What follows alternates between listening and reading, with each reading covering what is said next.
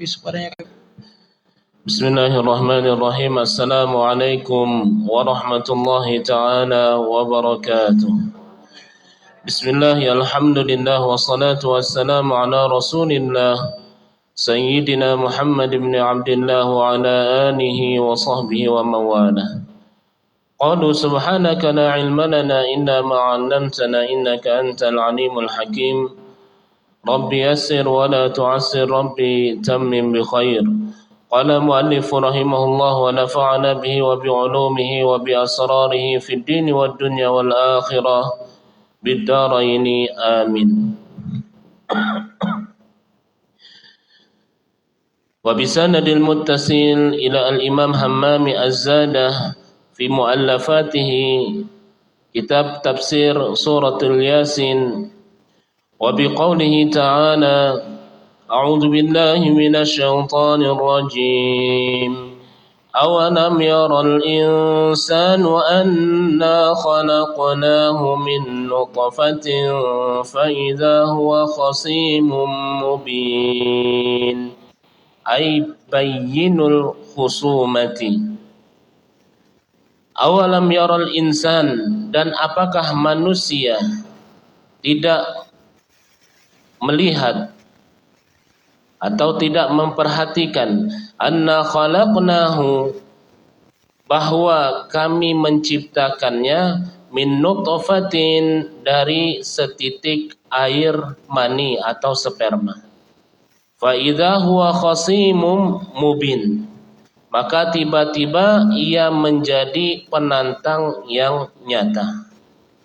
Allah ciptakan seorang manusia, seorang makhluk min nutfatin summa min alaqatin summa min mudghatin.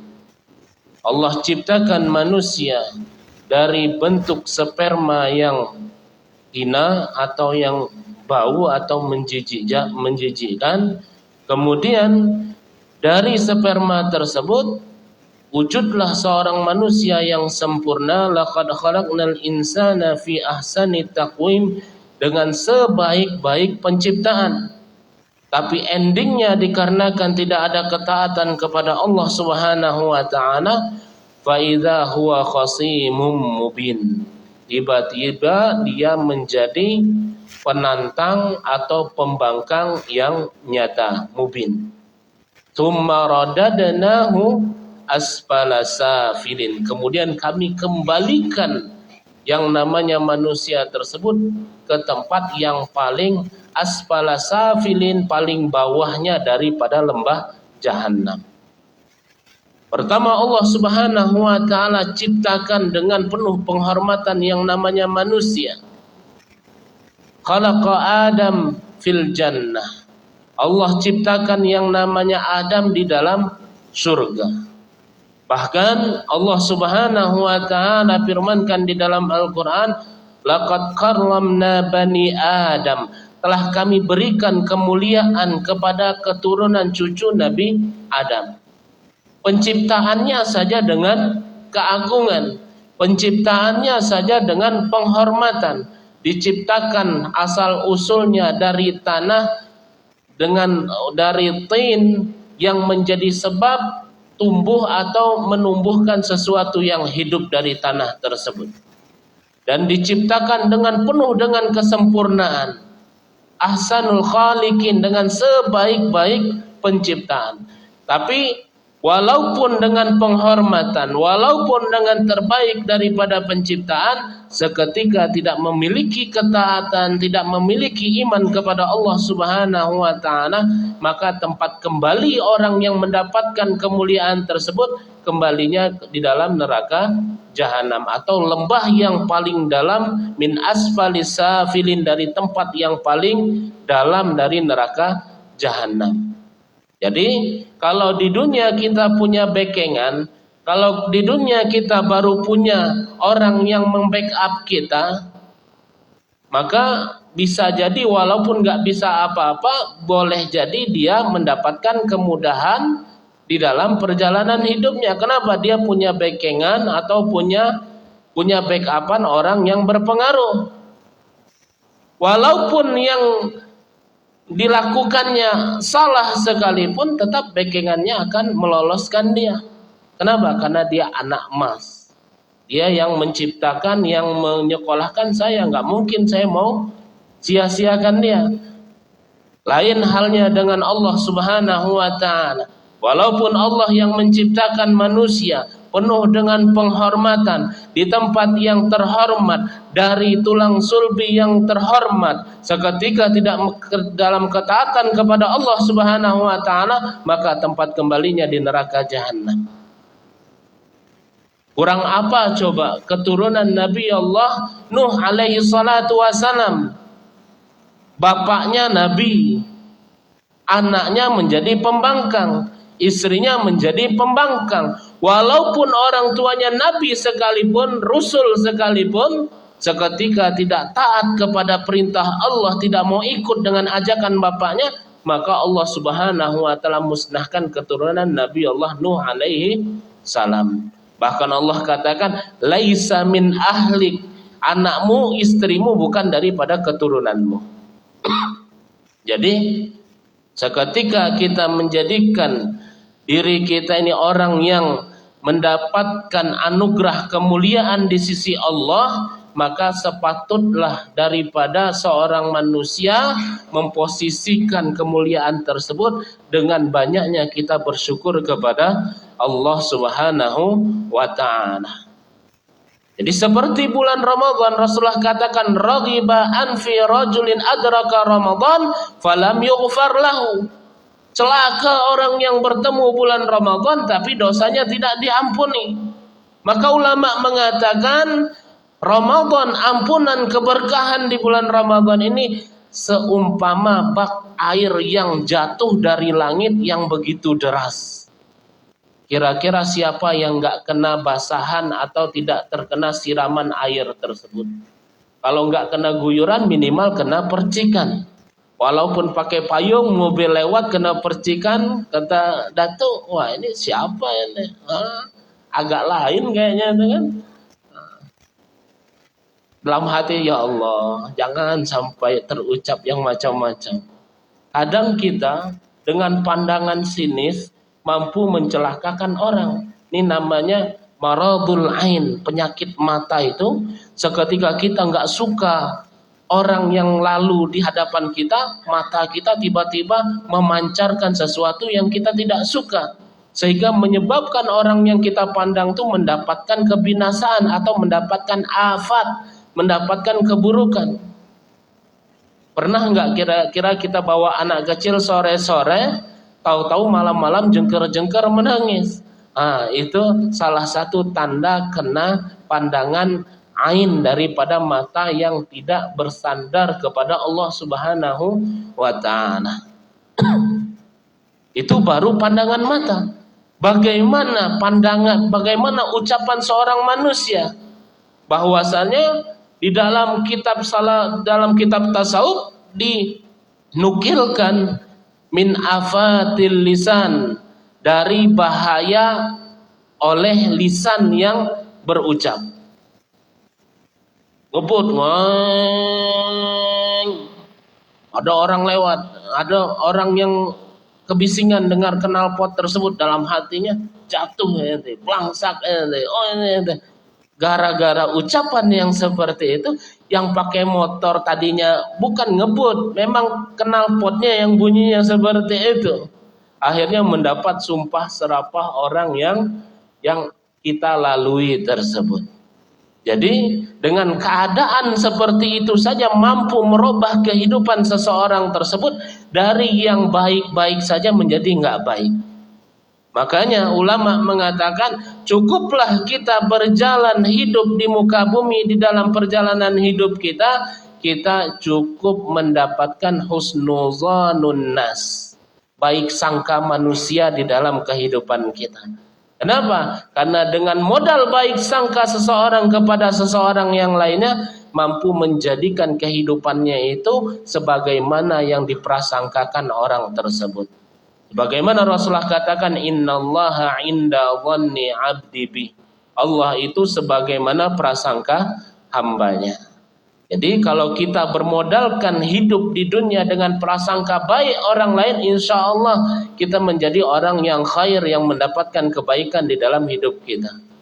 Ini sudahlah kaya enggak, punya duit enggak, orang mandang kayaknya sinis aja.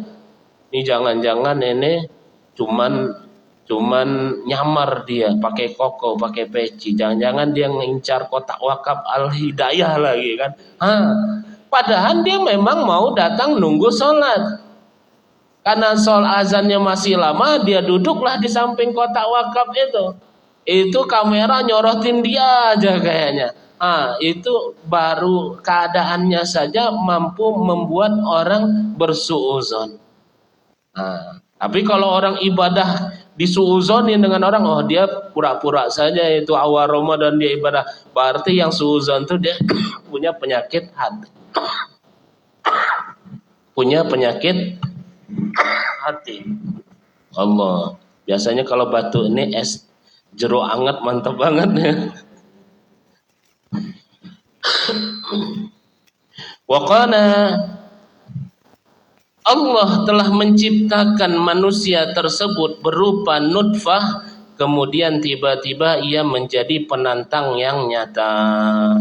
Allah ciptakan kita dengan air sperma yang luar biasa, mampu menjadikan daripada makhluk yang sempurna. Tapi dengan hal itu juga pantas nggak kira-kira yang namanya manusia diciptakan dari tanah, yang diciptakan dengan setetes air yang busuk, dan keluar dari tempat yang busuk pula, dia membanggakan diri atau dia membangkang kepada Allah Subhanahu wa ta'ala. Wa qala ay bayyinul khusumati, yakni pembantah yang terang-terangan. Jadi pembantah yang terang-terangan ini enggak mau taat kepada Allah Subhanahu wa ta'ala. Jadi kalau hujan yang Allah Subhanahu wa ta'ala turunkan, dimisalkan Ramadan tersebut seperti hujan yang turun yang begitu lebat, kemudian kita tidak terkena percikan air tersebut, jangan-jangan kita belum membuka hati kita untuk bertobat kepada Allah Subhanahu wa ta'ala. Maksudnya apa? Kita menjadi orang pembangkang. Berapa banyak orang yang datang Ramadan ini, dia bilang, saya amalan apa saja saya sanggup. Mau umroh, mau haji saya kuat. Mau sedekah saya punya duitnya. Tapi kalau puasa ini kayaknya Masya Allah. Selama hidup saya aja Senin Kamis itu nggak pernah. Ini puasa lagi. Seakan-akan datangnya bulan Ramadan ini menjadi beban dalam sebahagian pemikiran orang lain. Padahal Ramadan datang itu menjadikan kita, mendidik kita untuk menjadi hamba yang dekat kepada Allah Subhanahu wa ta'ala. Wa qala yakni annahu makhluqun min nutfatin summa yukhatibu fa kaifa la yatafakkaru fi bad'i khalqihi hatta yada'al khusumata. Maksudnya adalah bahwasanya makhluk itu berasal daripada air mani, kemudian ia berani berbantah atau membangkang, maka mengapa ia tidak berpikir tentang permulaan penciptaannya hingga ia meninggal daripada kehidupannya atau meninggalkan perbantahannya. Maksudnya, kalau kita mau menantang, kalau kita mau membangkang, coba berpikir dulu, kata Imam Hammami Az-Zadah. Kalau ente mau buat maksiat, kalau engkau mau meninggalkan perintah Allah, coba pikir. Engkau punya pikiran, engkau punya akal, afala ta'qilun, apakah engkau tidak berpikir? Afala tatafakkarun, apakah kita tidak pernah memikirkannya? Coba kita pikirkan. Kalau kita meninggalkan sholat, bahwasanya sholat tersebut antara hamba dan Khalik, antara hamba sang pencipta. Pantas enggak kita yang diciptakan oleh Allah, yang diberikan rizki oleh Allah, yang dijamin kehidupannya oleh Allah, kemudian kita malah membangkang, enggak mau tunduk dan taat kepada Allah. Majikan saja begitu marahnya kepada pembantunya kalau pembantu tersebut nggak melaksanakan tugas yang semestinya. Dia berikan gaji, dia berikan tempat, THR sebentar lagi diberikan. Kalau dia bekerja dengan orang Cina, dia dapatkan ampau. Kemudian tiket pulang diberikan. Semua ditanggung dengan majikannya. Pantas nggak seorang pembantu, seorang bawahan seketika dikaper diberikan peruntukan setiap bulannya, bahkan setiap harinya, dia tidak melakukan tugas, bahkan membangkang dengan majikannya.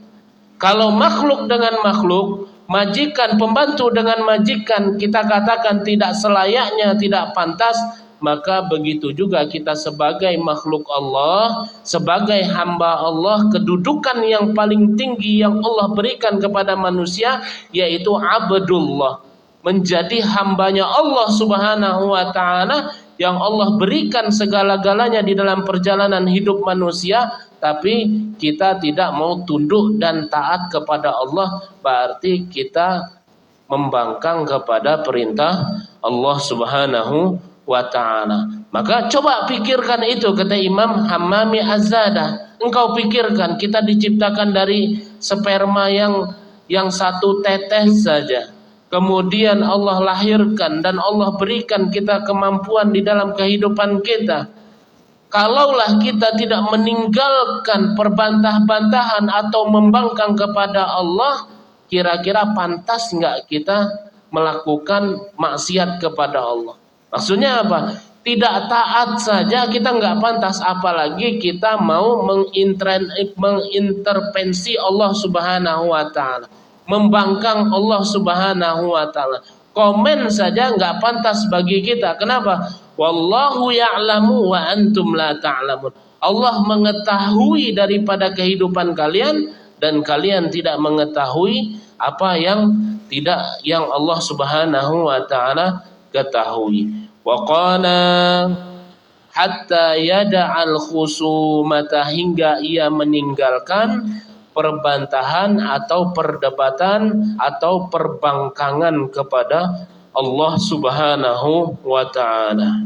Jadi muhasabah diri ini, seketika kita kedepankan ketakwaan dan pemikiran yang rasional di dalam ketaatan, maka pemikiran seperti itu ulama mengatakan hatta yada'al khusumata, mampu meninggalkan diri kita untuk tidak terbabit di dalam pembangkangan kepada Allah. Kenapa orang tersebut suka terbabit dengan maksiat? Kenapa orang tersebut mudah meninggalkan salat? Kenapa? Karena nggak pernah berpikir, nggak pernah bermuhasabah. Makanya di dalam Al-Quran itu banyak sekali ibarah untuk kita merenungkan. Sebagaimana di dalam surah An-Naba ayat yang terakhir, wa kuntu ya laitani kuntu turaba. Ya laitani, alangkah bagusnya seandainya diriku ini hanya menjadi turaba, menjadi turab atau menjadi abu saja atau menjadi pasir saja. Itu ibarah. Kenapa? Untuk apa? Memiliki kehidupan yang layak, mendapatkan karunia yang baik, dan memiliki umur yang panjang, tapi kondisinya menjadi orang yang pembangkang kepada Allah Subhanahu wa ta'ala. Itu yang diucapkan orang yang kafir di hari kiamat nanti, yang dia ucapkan, wa yaqulul kafiru ya laitani kuntu turaba. Berkata orang-orang kafir pada hari kiamat nanti, mereka mengatakan, alangkah baiknya diriku ini waktu di dunia menjadi turab saja, menjadi abu saja, atau menjadi pasir saja, atau menjadi debu saja. Itu lebih baik ketimbang jadi manusia yang tidak beriman kepada Allah Subhanahu wa ta'ala. Sekarang Allah berikan kita keimanan, Allah anugerahkan kita keislaman, Allah anugerahkan kita bulan yang mulia. Jangan sampai sesuatu yang Allah anugerahkan tersebut tidak menjadikan diri kita sadar, maka perlu banyak berpikir. Makanya ada bab muhasabatul qulub, muhasabah hati, atau kalau Agim bilang apa? Sucikan hati. Atau kalau Agim juga atau almarhum siapa? Azikra Arifin Ilham, manajemen kolbu. Itu muhasabah diri. Orang yang sering muhasabah, orang yang sering berpikir, itu tidak akan pernah menjadikan khusumatu bainahu wa bainallah, permusuhan antara dirinya kepada Allah Subhanahu wa taala. Kenapa kita seakan-akan komplain dengan apa yang telah Allah takdirkan di dalam kehidupan kita? Karena kita tidak pernah berpikir di dalam kehidupan kita. Pokoknya halal haram hantam, jalani aja dulu. Nanti gimana ya gimana nanti. Perlunya malam tersebut min jami'i salafuna saleh, kebanyakan daripada orang-orang soleh terdahulu menjadikan malam untuk syakwatul qulub, untuk mengadukan hati dia kepada Allah Subhanahu wa taala. Dia selesai ibadah qiyamul lail, dia selesai munajat kepada Allah, maka dia berdiam. Kalau enggak membaca la ilaha illallah, dia beristighfar. Astagfirullah, astagfirullah, astagfirullah. Dia ingat muhasabah sesuatu yang pernah dia lakukan, yang pernah dia perbuat. Memang orang lain enggak mengetahui, tapi Allah mengetahui. Dia muhasabah. Sehingga khusumah, permusuhan, pembangkangan diri dia kepada Allah lenyap seketika itu menjadi ampunan Allah Subhanahu wa taala. Jadi bahkan tidak akan pernah terbuat, tidak akan pernah melakukan kemaksiatan setelah itu dengan sebab muhasabatul qulub, dengan muhasabah hati yang dia telah lakukan di dalam kesendiriannya. Maka Ramadan ini menjadikan kita, Ramadan menjadikan orang tersebut, melatih diri orang tersebut, dan bahkan Ramadan tersebut akan menjadikan malam orang tersebut dengan linangan dan tangisan kepada Allah Subhanahu wa taala, yang menjadikan sebab riqatul qulub, yang hatinya tersebut menjadi lembut, menjadi tenang, menjadi adem ayem. Kenapa orang kalau bulan Ramadan tuh siang dia sudah nggak marah lagi, nggak banyak neko-neko lagi, karena hawa nafsunya dikekang dengan puasa yang telah dia lakukan. Malam hari nggak banyak neko-neko, habis tarawih kadang tertidur. Kenapa? Kadang perut kenyang, badan capek, tarawih tinggal tidurnya saja, nggak banyak pengennya. Kenapa? Karena hatinya Allah Subhanahu wa taala lembutkan dengan ketaatan kepada Allah Subhanahu wa taala. Aktivitas yang seperti itu saja mampu merubah kehidupan kita 360 derajat.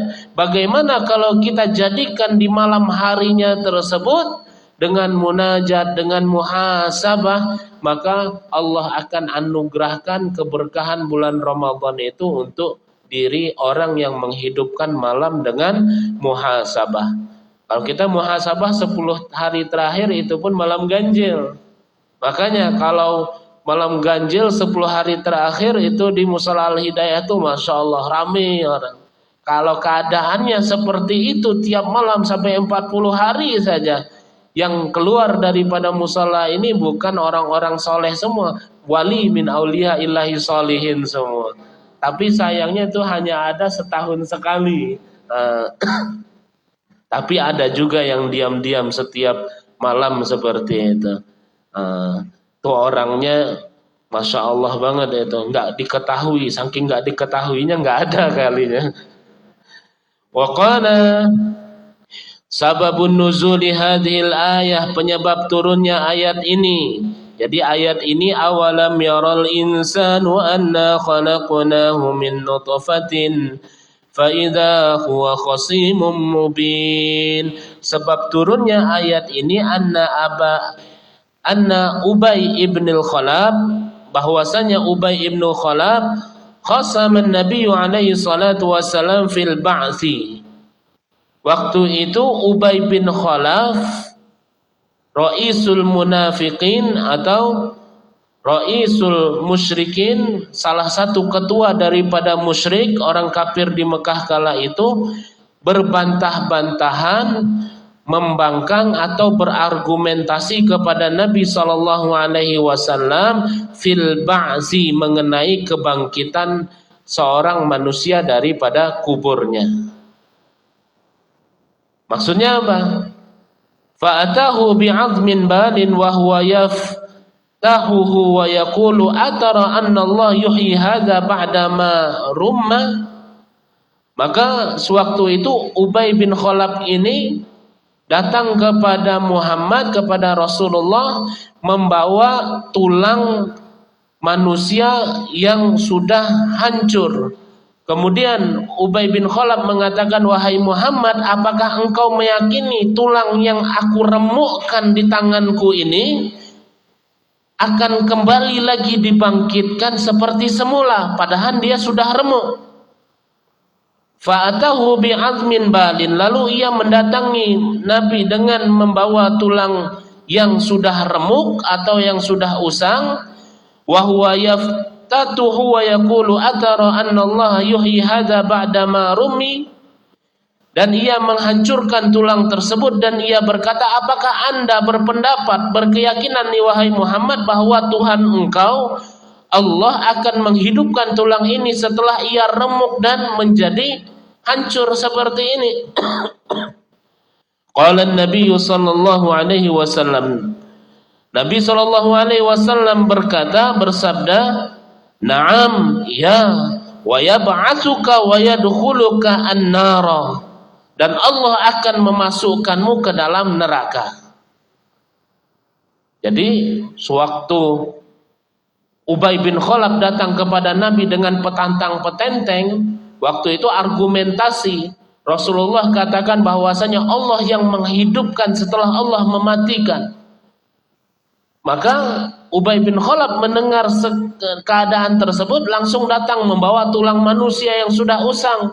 Wahai Muhammad, apa yang kau katakan setelah dia remuk tulang ini dan hancur? Apakah Tuhanmu masih bisa membangkitkan seperti semula lagi? Maka Rasulullah katakan, ya, Allah mampu mengembalikan tulang itu berwujud manusia kembali dan memasukkan engkau ke dalam neraka jahanamnya Allah subhanahu wa ta'ala.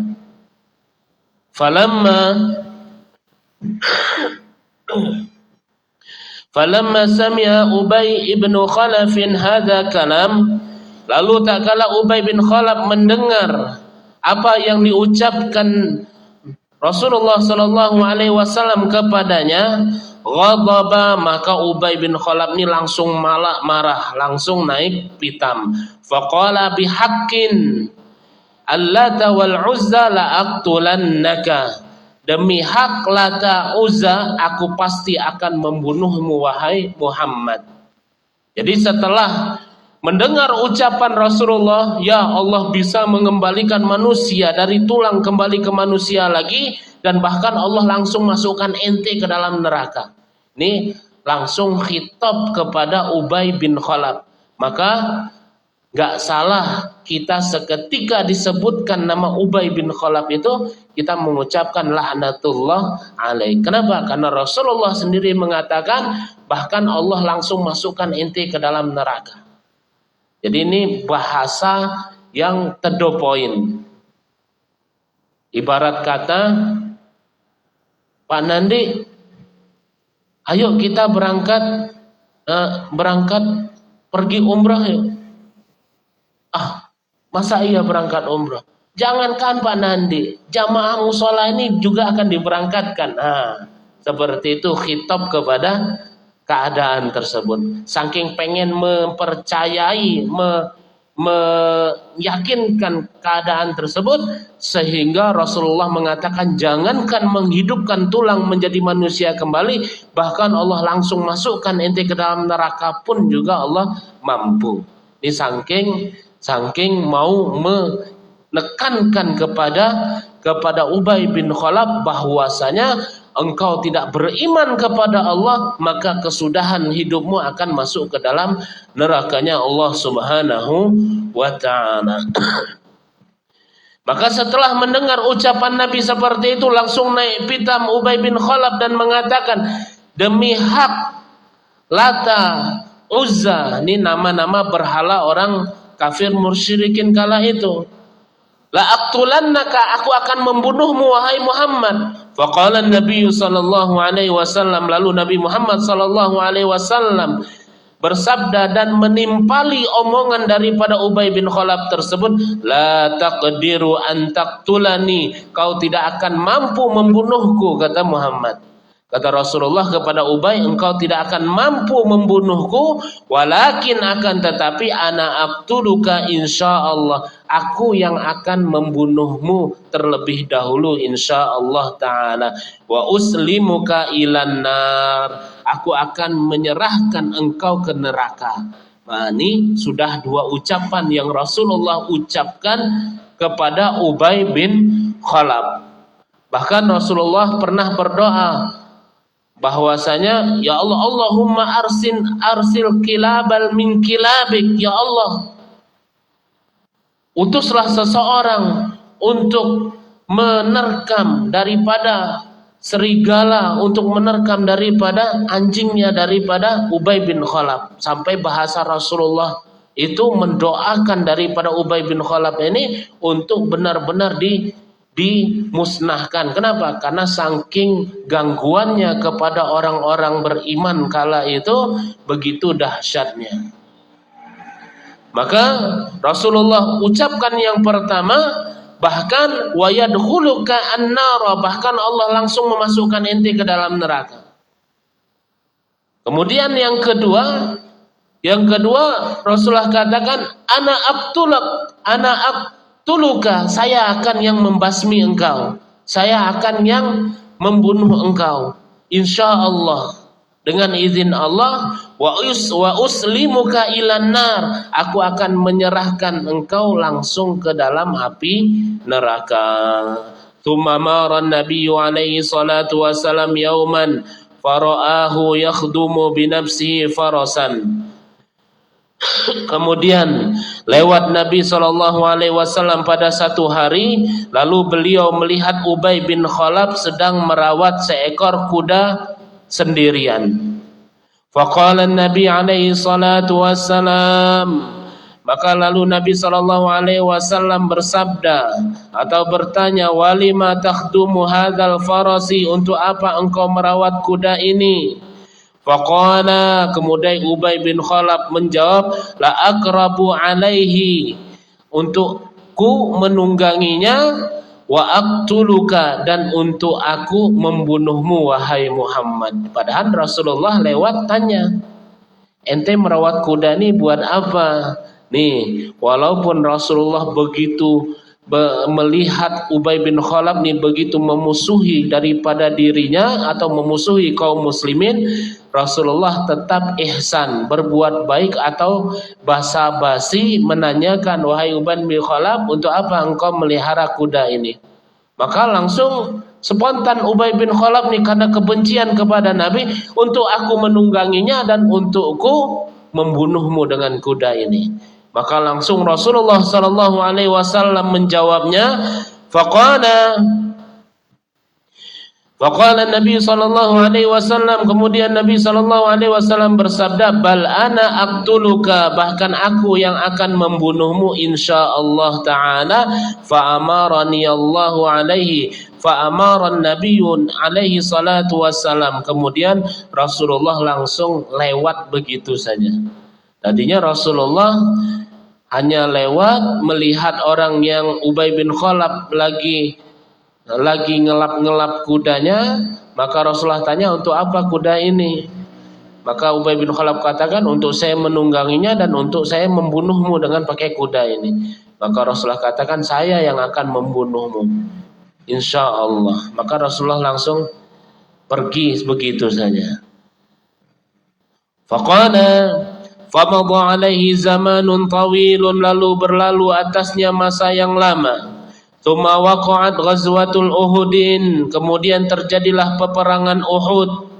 Jadi Uhud ini salah satu gunung yang ada di Mekah, antara satu gunung yang ada di Madinah. Maka Rasulullah katakan bahwasanya hadza Uhudin yuhibbuka wa yuhibbukallah. Inilah gunung yang mana dia mencintai Allah dan Allah cinta kepada gunung Uhud ini. Maka wa ya'kulu min asjariha, dan makanlah daripada pepohonan yang ada di gunung Uhud tersebut. Maka kalau Allah takdirkan kita berziarah syuhadaul Uhud, kita berziarah kepada mereka, dan tidak lupa juga kita berziarah kepada gunung Uhud. Dan kalau kita bisa naik ke gunung Uhud tersebut, kalau ada pepohonan atau asjar walaupun rumput, ambil satu, makan. Kenapa? Karena di situ ada nilai sunnah. Kenapa? Karena Rasul katakan kulu, makanlah min asjariha, daripada pohon yang tumbuh daripada Uhud tersebut. Kenapa? Karena Uhud ini cinta kepada Allah dan Allah pun cinta kepada Uhud. Dalam satu riwayat, Uhud cinta kepada Nabi dan Nabi pun juga cinta kepada gunung Uhud tersebut. Waqala, semoga kita sampai semua ke sana insyaallah. Waqala ana aqtuluk, saya yang akan membunuh engkau. Kemudian Rasulullah sallallahu alaihi wasallam meninggalkannya. Maka selang beberapa tahun terjadi perperangan Uhud. Faja'a Ubay ibn Khalaf ma'a jundi Makkah ila Uhudin. Maka datanglah Ubay bin Khalaf dengan pasukannya dari Mekah ke gunung Uhud. Fawaqafa ilal muharabati wa muqatilati fa khalata al-jundani. Maka sewaktu Ubay bin Khalaf bersama pasukannya berada di medan perang, lalu ia berdiri bersiaga ke medan pertempuran dan perperangan, maka bercampur baurlah dua pasukan tersebut. Fasadafan Nabi alaihi salatu wassalam, lalu secara kebetulan Nabi sallallahu alaihi wasallam bertemu kepada Ubay ibn Khalaf. Lalu secara kebetulan Nabi bertemu dengan Ubay bin Khalaf hina muharabati Ubay ibn Khalaf wa daraba unuqahu biharbatin fajara ad-damu min unuqi Ubay. Maka pertemuan tersebut yang tidak disengaja menjadikan kesempatan oleh Nabi sallallahu alaihi wasallam untuk menusuk Ubay bin Khalaf di lehernya dengan tombak yang pendek, lalu darah mengalir dari leher Ubay bin Khalaf tersebut. Maka sewaktu bertemu, Rasulullah tidak tinggal diam, dia ambil bilah daripada tombak, langsung ditusukkan ke lehernya Ubay, mengenai sedikit daripada goresan yang membuat leher Ubay bin Khalaf tersebut berdarah. Fasaha sayhatan faqala aina dhahaba ayyin nabiyyu alaihi salatu wassalam. Kemudian Ubay bin Khalaf tersebut melihat lehernya berdarah, langsung berteriak dengan pekikan yang kencang, mana dia Nabi yang telah melukaiku? Wa qad darabani bi rumhi, dia telah melukaiku dengan tombaknya. Wa kana Abu Sufyan yauma idzin amira junudi, bahwasanya pada kala itu yang menjadi pemimpin pasukannya kaum musyrikin adalah Sayyidina Abu Sufyan. Sebelum dia beriman, dia pernah berhadapan dengan pasukan kaum muslimin. Maka Abu Sufyan berkata kepada Ubay, faqala lahu ya Ubay ibnu Khalaf bihaqqil Lata wal Uzza ma aftaha faka. Wahai Ubay bin Khalaf, demi haknya berhala yang kita sembah Lata dan Uzza, apa yang ente ucapkan yang keluar daripada mulut itu apa enggak memalukan? Sampai seperti itu Abu Sufyan mengatakan, kepada Ubay bin Khalaf. Ente apa-apaan teriak sudah kayak anak kecil, kata Sayyidina Abu Sufyan.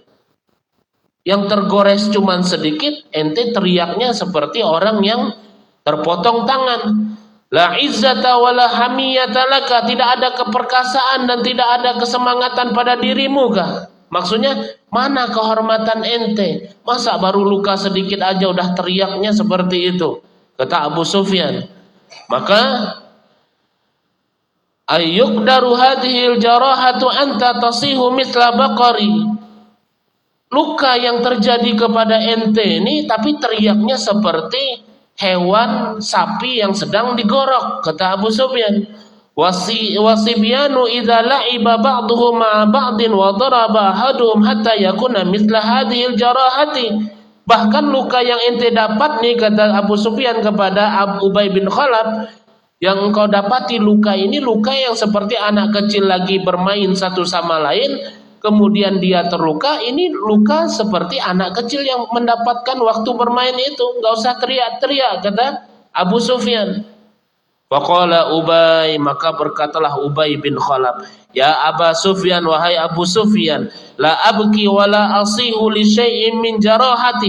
Aku tidak menangis, aku tidak takut, aku tidak pengecut, bukan karena luka yang sedikit ini yang saya khawatirkan. Walakin akan tetapi, qala Muhammadun alaihi salatu wasalam, Muhammad sallallahu alaihi wasallam pernah mengatakan li kepadaku, inni aqtuluka, aku yang akan membunuh engkau, wa anta ala hadzal farasi, yang mana engkau berada di atas tungganganmu tersebut.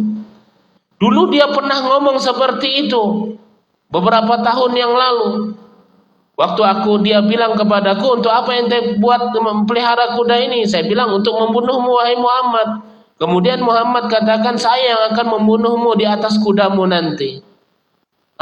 Sekarang saya berhadapan dengan Muhammad, Muhammad telah menggores leher saya. Bukan luka ini yang saya takutkan, tapi Muhammad telah ucapkan itu sebelum terjadinya perperangan ini. Wa ana a'lamu anna Muhammadan la yakdzibun abada. Aku yakin bahwasanya Muhammad itu tidak pernah berdusta selama-lamanya. Wa jami'u jarahati fi qalbi. Luka yang kecil ini mampu melukai hatiku di dalam jasadku ini. Memang lukanya kecil, tapi luka ini langsung bikin hati saya jiper.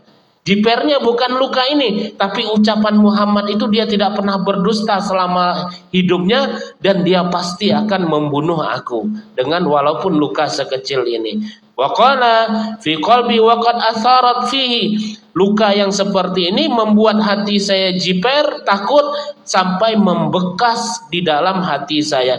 Fa akhiru amri mata min tilka jarahati. Lalu akhir peristiwa itu matilah Ubay bin Khalaf karena luka tersebut. Lukanya sedikit tapi bikin jiper dalam hati. Nih ada yang perlu kita garis bawahi. Kalau kita dianugerahkan, kita ditimpa musibah namanya penyakit, apakah itu kanker, apakah itu getah bening, ataukah itu tumor. Orang bilang hidup kita nggak bakalan lama, jangan dimasukkan ke hati. Khawatirnya yang bikin mati itu bukan penyakit yang kita derita, tapi karena penyakit tersebut sudah melukai kita punya hati, hati kita jiper, yang membuat kita pendek umur. Fa anzalallahu ta'ala hadhil ayah fi jawabihi, wallahu alam bisawab. Rabbana atina fid dunya hasanah wa fil akhirati hasanah wa qina adzaban nar. Wa adkhilnal jannata wal abrar ya aziz ya ghafar ya alim ya sattar. Wa sallallahu ala sayyidina Muhammad nabiyil ummi wa ala alihi wa sahbihi wa baraka wa sallam. Amin walhamdulillahi rabbil alamin. Maksudnya, kalau punya penyakit walaupun dikira parah, insya Allah dalam hati, dengan penyakit ini Allah gugurkan dosa saya, Allah lagi sayang dengan saya, Allah mau menghapus dosa saya. dan Allah mau memberikan kemuliaan saya dengan sakit ini, saya mendapatkan mati syahid. Insyaallah la ba'sa tahuran. Itu kalimat-kalimat yang diajarkan oleh salafuna saleh, sehingga penyakit itu enggak menjadikan diri kita menjadi down, menjadi hati kita menjadi jiper. Bahkan kalau kita punya husnuzon seperti itu, tahu-tahu penyakit hilang begitu saja. Setelah dicek gak ada penyakitnya. Padahal sudah ada penyakit jantung, sudah ada penyakit asam urat, atau sudah ada kanker stadium 4. Kok tiba-tiba penyakitnya hilang, kok tumornya hilang, kok kankernya hilang. Oh, rupanya dia husnuzon kepada Allah Subhanahu wa ta'ala. Berapa banyak orang yang penyakitnya biasa-biasa saja karena terlalu dipikirkan masuk ke dalam hati, sehingga kematiannya itu bukan karena penyakitnya, karena terlalu dipikirkan masuk ke dalam hati. Akhirnya tersinggung sedikit langsung ngambek, tersinggung sedikit langsung menuduh suuzon kepada istri, kepada anak. Kalian ini sengaja buat saya mati supaya kalian mendapat warisannya. Akhirnya pemikiran-pemikiran seperti itu banyak terjadi dan realita daripada kehidupan masyarakat.